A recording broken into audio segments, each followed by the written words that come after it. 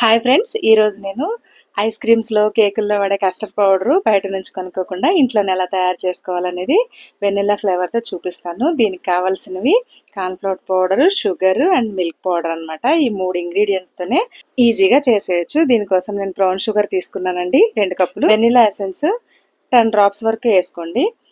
ఇది బయట సూపర్ మార్కెట్లో దొరుకుతుంది.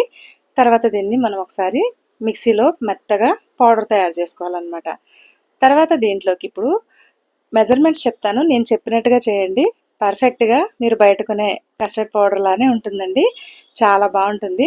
బయట ఏంటంటే ఫుడ్ కలర్ అది కూడా వేస్తారు కాబట్టి ఎల్లో కలర్ ఉంటుంది, మనం చేసేది ఎల్లో కలర్ ఉండదు. దీనికి 2 కప్పులు షుగర్కి 1 cup cornflour powder, 1 cup milk powder. Any milk powder తీసుకోవచ్చు మీరు. నేను 10 రూపీస్ ప్యాకెట్స్ 2 తీసుకున్నానండి.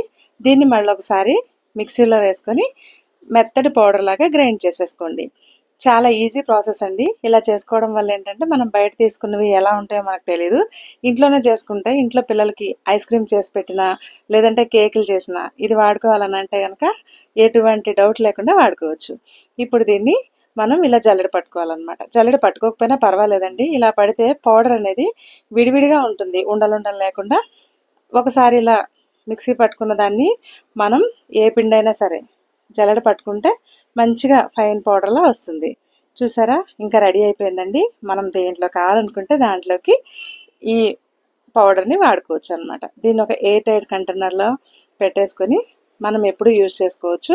ఇది నార్మల్గానే మనం ఎప్పుడు రెడీ చేసిన 2 to 3 months అలా ఏం కాదండి. ఇంట్లోనే మనం ఈజీగా అలా ప్రిపేర్ చేసుకొని వాడుకోవచ్చు అనమాట.